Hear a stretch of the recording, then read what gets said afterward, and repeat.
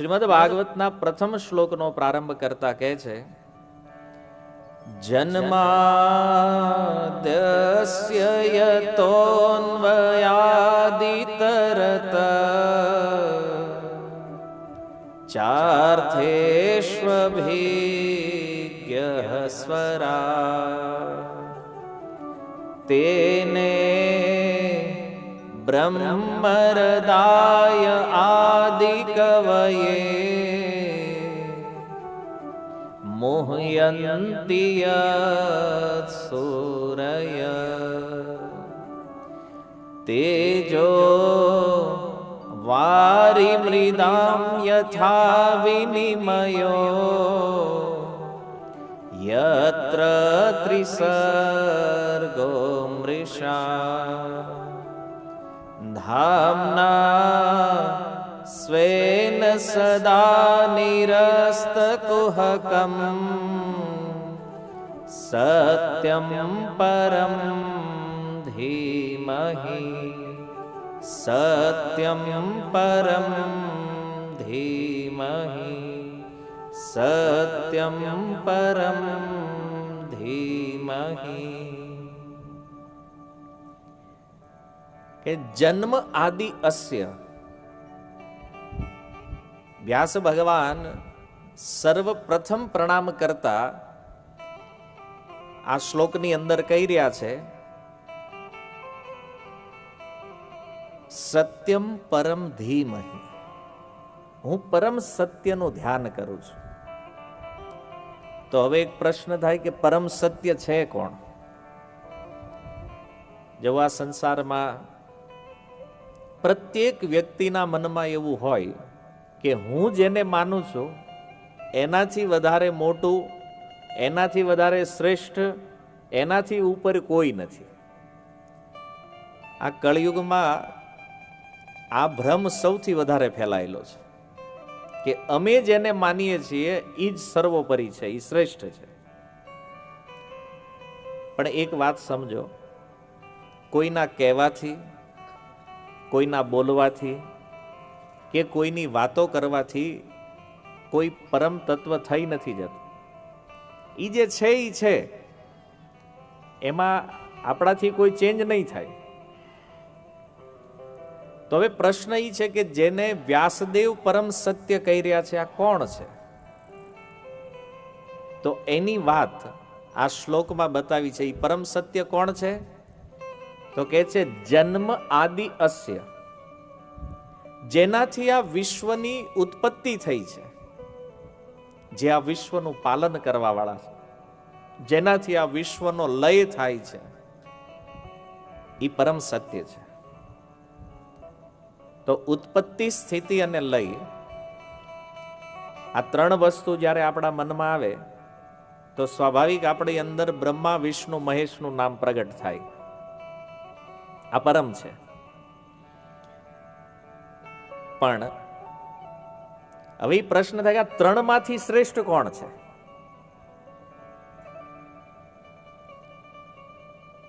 અથવા આ ત્રણેયથી ઉપર કોણ છે? જેને વ્યાસદેવ પરમ સત્ય કહે છે એ ભગવાન કૃષ્ણ છે.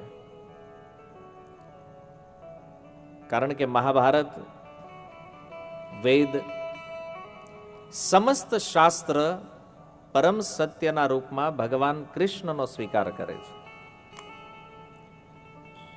બ્રહ્માજીને પૂછવામાં આવે પરમ સત્ય કોણ છે? તો બ્રહ્માજી કહે છે, ઈશ્વર પરમ કૃષ્ણ સચ્ચિદાનંદ વિગ્રહ અનાદિર આદિર ગોવિંદ સર્વ કારણ કારણમ. બ્રહ્મ સંહિતાનો આ પહેલો શ્લોક છે, જેમાં બ્રહ્માજી કહે છે ઈશ્વર પરમ કૃષ્ણ. પરમ ઈશ્વર જે છે ને એ ભગવાન કૃષ્ણ છે. સચ્ચિદાનંદ વિગ્રહ, સચ્ચિત આનંદમય એનું સ્વરૂપ છે. અનાદિર આદિર ગોવિંદ, જે આદિ અને અંતથી રહિત વાળા એ ભગવાન ગોવિંદ જે છે, સર્વ કારણ કારણમ, બધા કારણોનું કારણ જે છે ને એ ભગવાન કૃષ્ણ છે. જો આપણે ભાગવતની અંદર આ બધા વિષયો સમજવાના છે. બાકી કથાઓ તો તમે બધા જાણતા જ હશો, સ્ટોરી વાર્તા લગભગ બધાને ખબર છે. તત્વ શું છે ભાગવતનો? તો જન્મ આદિ અસ્યનો અર્થ છે ઉત્પત્તિ, સ્થિતિ અને લય. આનો કંટ્રોલ કોણ કરે છે? તો બ્રહ્મા વિષ્ણુ મહેશ આપણા માઇન્ડમાં છે. એનાથી ઉપર પણ તત્વ છે, એ કદાચ આપણે નથી સમજતા, પણ બ્રહ્માજી કહે છે સર્વ કારણ કારણમ જે છે એ ભગવાન કૃષ્ણ છે. કેવી રીતે? તો બ્રહ્માજીને પૂછવામાં આવે તમારું કારણ કોણ છે? આપણા બધાના પણ કારણ હોય ને. આપણને કોઈ પૂછે આપણું કારણ કોણ છે, બોલે માતા પિતા. માતા પિતાને પૂછો તમારું કારણ કોણ છે, બોલે અમારા માતા પિતા. એને પૂછો એનું કારણ કોણ છે, કે છે એના માતા પિતા. એમ તમે પેઢી દર પેઢી આમ રિટર્ન જતા જાઓ તો છેલ્લે જે વ્યક્તિનું નામ આવે એને બ્રહ્મા કહેવામાં આવે છે.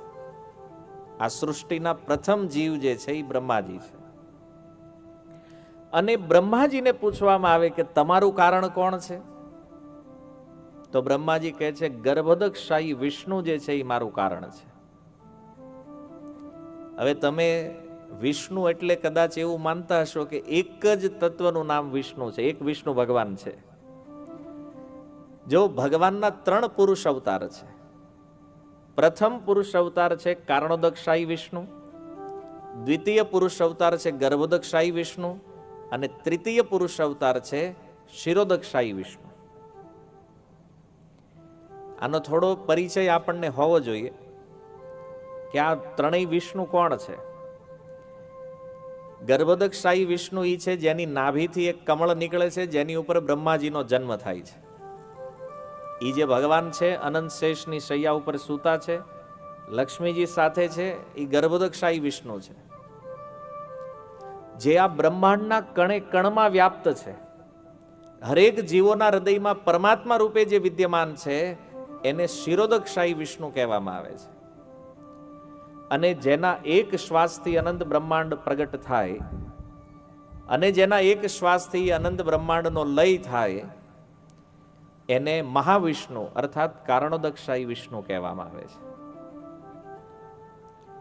આ બધું થોડું તાત્વિક વર્ણન છે, પણ આપણે સમજવું પડશે કે બ્રહ્માજીનું કારણ ગર્ભોદકશાહી વિષ્ણુ છે. અને ગર્ભોદકશાહી વિષ્ણુને પૂછીએ કે તમારું કારણ કોણ છે, બોલે કારણોદકશાહી વિષ્ણુ છે. કારણોદકશાહી વિષ્ણુને પૂછો તમારું કારણ કોણ છે, તો એ કહે છે મહાસંકર્ષણ. મહાસંકર્ષણને પૂછીએ તમારું કારણ કોણ છે, તો કહે છે સંકર્ષણ. ચતુર્વ્યુહનું એક તત્વ છે. હવે ચતુર્વ્યુહમાં 4 તત્વો હોય: વાસુદેવ, અનિરુદ્ધ, પ્રદ્યુમ્ન અને સંકર્ષણ. તો એ સંકર્ષણને પૂછીએ તમારું તત્વ કોણ છે, તમારું કારણ કોણ છે, તો એ કહે છે વૈકુંઠ અધિપતિ નારાયણ. વૈકુંઠ અધિપતિ નારાયણને પૂછીએ તમારું કારણ કોણ છે, તો કહે છે બલરામ. અને બલરામજીને પૂછીએ તમારું કારણ કોણ છે, તો કહે છે બ્રજેન્દ્ર નંદન ભગવાન કૃષ્ણ. અચ્છા, કૃષ્ણને પૂછીએ તમારું કારણ કોણ છે, બોલે મારું કોઈ કારણ નથી, હું જ બધાનું કારણ છું. અને આ વાત ગીતામાં ભગવાન બોલ્યા છે, અર્જુન અહમ સર્વસ્ય પ્રભવો મત્તઃ સર્વમ ઇતિ પ્રવર્તતે. આ જે કાંઈ ચર અચર સૃષ્ટિ દેખાય છે ને એનું કારણ ભગવાન કે છે મારાથી ઉત્પન્ન થયું છે, મેં એને પ્રગટ કર્યું છે, મેં એને ઉત્પન્ન કર્યું છે. તો જો આ બધાનું કારણ જે છે ને એ ભગવાન કૃષ્ણ છે. આવું આપણા શાસ્ત્રો દ્વારા સિદ્ધ છે. હવે કોઈ વ્યક્તિ કે અમે માનીએ છીએ નથી માનતા, એ બધી માથાકૂટમાં આપણે નથી પડવું. બ્રહ્માજી કહે છે, શિવજી કહે છે, શાસ્ત્ર કહે છે, પછી બીજાના કહેવાની શું જરૂર છે? આ બધા પ્રમાણ કહે છે કે પરમ તત્વ જે છે એ કૃષ્ણ છે. અને વ્યાસદેવનું પ્રમાણરૂપ મંગલાચરણ કાલે પણ આપણે જોયું, શ્રી કૃષ્ણાય વયમ નમઃ. એ વ્યાસદેવ પણ કૃષ્ણને પરમ તત્વ કહે છે. છતાં જોવા દુનિયામાં કેટલી માથાકૂટ ભગવાનને લઈને છે. આપણા ધર્મમાં અમુક લોકો દેવી દેવતાને પણ ભગવાન માને છે. આપણે કોઈને પૂછીએ કે તમે કોની ઉપાસના કરો છો, તો કે અમે ગણેશજીને માનીએ. અચ્છા, ગણેશજી કોણ છે? બોલે પરમ ભગવાન છે. એને કોઈ માતા દુર્ગાની ઉપાસના કરતા હોય, એને પૂછો તમે કોને? અમે માતાજીને માનીએ. તો માતાજી પરમ ભગવાન છે. જે જેને માને છે એના માટે સર્વોપરી છે, પરમ ભગવાન માને છે. પણ મૂળ વાત એ છે કે દેવતા અને ભગવાનમાં અંતર છે. ભગવાન ભગવાન છે, દેવતા દેવતા છે. હવે આ તત્વ સમજમાં નથી તો એ કોઈ પણને ભગવાનનું ટાઇટલ મારી દેશે કે આ ભગવાન છે, ઈશ્વર છે. પણ હકીકત એ છે કે બધા દેવતાઓના ઉપરી જે છે ને એ ભગવાન છે. અને એટલા માટે જો જ્યારે જ્યારે દેવતાઓ કોઈ સંકટમાં હોય તો એ કોની શરણમાં જાય છે? ભગવાન વિષ્ણુની શરણ લે છે, ક્ષીર સમુદ્રના તટે. તો કહેવાનો અર્થ એ છે કે આપણી માન્યતાઓ શું છે, એ માન્યતાઓના આધાર ઉપર ધર્મ નથી ચાલતો. આપણે જ કોઈ વાત માનવી છે તો એનું પ્રમાણ હોવું જોઈએ. અને પ્રમાણ ક્યાંથી આવે છે? શાસ્ત્રથી. અને શાસ્ત્ર કહી રહ્યું છે કે કૃષ્ણસ્તુ ભગવાન સ્વયં. કૃષ્ણ જે છે એ પરમ તત્વ છે, પરમ ઈશ્વર છે. એટલા માટે કન્ફ્યુઝનમાં ન રહેવું જોઈએ. અચ્છા, જે ભગવાનના અન્ય અવતારો છે, જેવી રીતે રામ, તો રામની ઉપાસના કરવા વાળા જે લોકો છે એને જઈને પૂછો તો એવું કહે છે કે નહીં ભાઈ, અમે રામને માનીએ છીએ, કૃષ્ણને નહીં. અથવા ભગવાનના અન્ય સ્વરૂપ નરસિંહ સ્વરૂપ છે. તો જે અવતારો ભગવાનના છે એમાં અને ભગવાનમાં કોઈ અંતર નથી, કારણ કે ઈ જ છે. કૃષ્ણ જ રામના રૂપમાં પ્રગટ થયા છે, કોઈ અલગ તત્વ નથી. કોઈ એમ માનતા હોય કે રામ ભગવાન અલગ છે, કૃષ્ણ અલગ, નહીં. એ જ કૃષ્ણ રામ બનીને આવ્યા છે.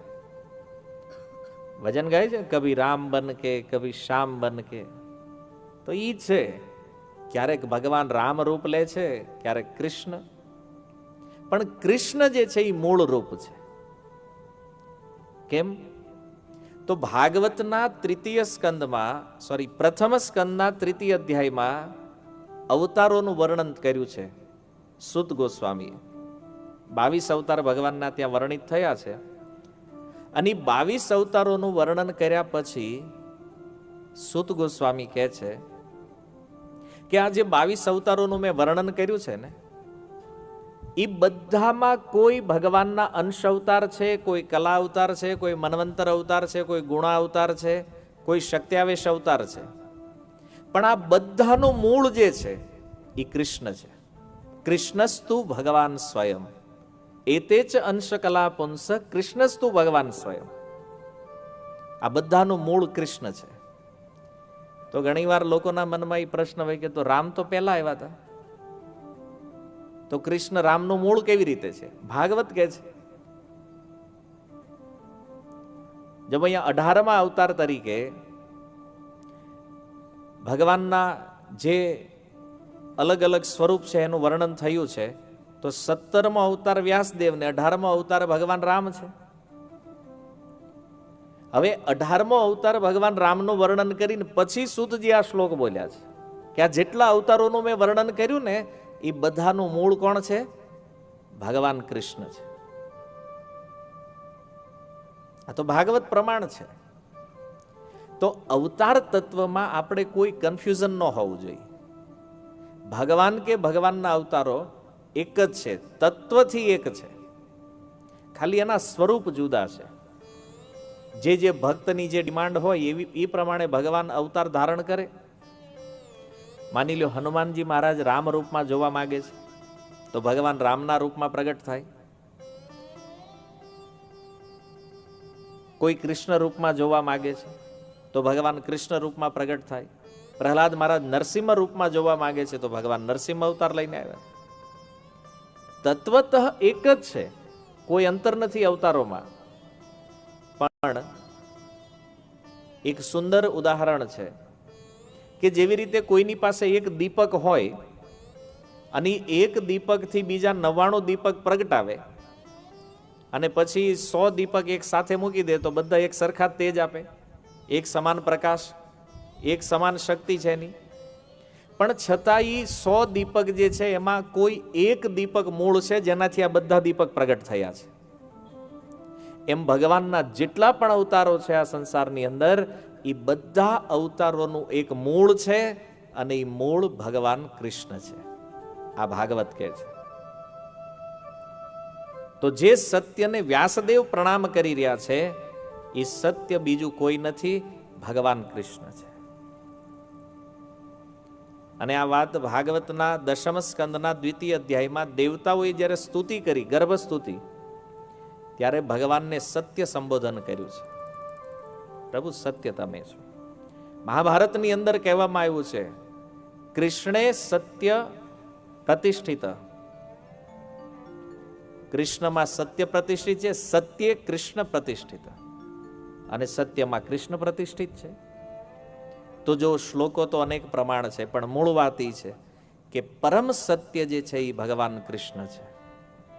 એનાથી જ બધા અવતારોનું પ્રાગટ્ય થાય છે, એનાથી જ બધા દેવી દેવતાઓ પ્રગટ થયા છે, અને એની જ શક્તિથી આ વિશ્વ બ્રહ્માંડનું સંચાલન થઈ રહ્યું છે.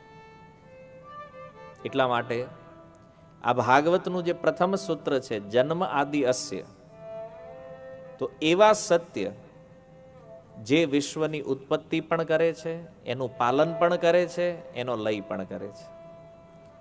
બ્રહ્માના રૂપમાં, અથવા તો એ બ્રહ્માને શક્તિ પ્રદાન કરી અને ભગવાન જ આ બધું સર્જન કરે છે. વિષ્ણુના રૂપમાં એ ભગવાન જ આ સંસારનું પાલન કરે છે, અને શિવના રૂપમાં એ જ ભગવાન આ સંસારનો નાશ કરે છે, સંહાર કરે છે. તત્વ એક છે. તો આને આપણે સમજવું પડશે, નહીતર હંમેશા નાના આ મોટા એની લડાઈમાં પડ્યા રહેશું અને નિર્ણય પર નહીં પહોંચી શકીએ આપણે. પણ જો વ્યાસદેવ કોને પરમ સત્ય કહે છે, વ્યાસદેવ કોને ભગવાન કહે છે? કારણ કે પ્રમાણ જે છે ને એ વ્યાસ ભગવાન છે. તો જન્માદ્યસ્યનો અર્થ છે જેનાથી ઉત્પત્તિ, સ્થિતિ અને લય થાય છે, જે અન્વય અને વ્યતિરેક રૂપે આ સંસારમાં વ્યાપ્ત છે, કાર્ય પણ કરી રહ્યા છે, એનાથી પૃથક પણ છે, અલગ પણ છે, અને અભિજ્ઞ, એ સર્વજ્ઞ છે. ભગવાન બધું જાણે છે. જો આ સંસારના બધા જીવ મળીને એક ભગવાનના વિષયમાં નથી જાણી શકતા, પણ એ એક ભગવાન સંસારના સમસ્ત જીવોના વિષયમાં જાણે છે. આપણા હૃદયમાં બેઠા છે પરમાત્મા રૂપે. આપણે શું વિચારીએ છીએ, શું પ્લાન મારીએ છીએ, કોને પાડી દેવાની યોજના બનાવીએ છીએ, બધું એને ખબર હોય. આપણને એમ હોય કે આપણને કોઈ જોતું નથી, અથવા આપણી ઉપર કોઈનું ધ્યાન નથી, એવું નથી. એ ભગવાન બધું જાણે છે. સ્વરાટ, પરમ સ્વતંત્ર છે. અને એ જ ભગવાને તેને બ્રહ્મ હૃદય આદિ કવયે, એ બ્રહ્માજીના હૃદયમાં વેદોનું જ્ઞાન પ્રગટ કરાવવા વાળા પણ એ જ ભગવાન છે. બ્રહ્માજીને ક્યાંય ભણવા નથી જવું પડે. આજે જેમ કોઈ બ્લુટૂથથી ફાઇલ ટ્રાન્સફર કરી દે, એમ ભગવાને આ વેદોનું જ્ઞાન બ્રહ્માજીના હૃદયમાં પ્રગટ કરાવી દીધું. અને એવા ભગવાન કે જેની લીલાઓથી મોટા મોટા દેવતાઓ પણ મોહિત થઈ જાય છે. મોહયંતી યત સૂરય, એ જ ભગવાન દ્વારા ઉત્પન્ન થયેલું આ જગત, જ્યાં આપણને જળમાં સ્થળ અને સ્થળમાં જળની અનુભૂતિ થાય છે. તો આવું આ સંસારનો જે ભ્રમ છે એ ભગવાનની માયાના કારણે છે. ઘણીવાર આપણે જોઈએ કે ગરમીમાં થોડા દૂર સુધી રોડ ઉપર આપણને દેખાય પાણી પાણી છે બધે, પછી આપણે નજીક જઈને જોઈએ તો ત્યાં પાણી હોય નહીં. ઝાંઝવાના જળ કહીએ છીએ ને, મૃગ મરીચિકા. એમ આ સંસારની અંદર ત્રિગુણાત્મિકા માયા જે છે એનું સામ્રાજ્ય ફેલાયેલું છે,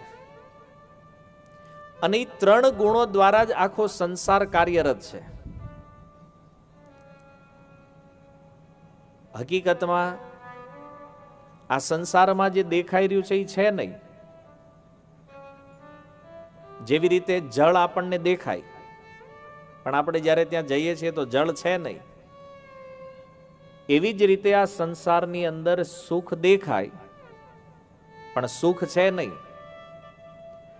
આવું આ માયામય જગત જેની શક્તિથી ચાલી રહ્યું છે, અને જે હરેક સ્થાનમાં સમાન રીતે વ્યાપ્ત છે, એક જ સમયે બધી જ જગ્યાએ છે, એવા ભગવાન પોતાના ધામમાં પણ નિવાસ કરે છે. એવા જે ભગવાન છે એનું અમે ધ્યાન કરીએ છીએ. વ્યાસદેવ કહે છે સત્યમ પરમ ધીમહિ,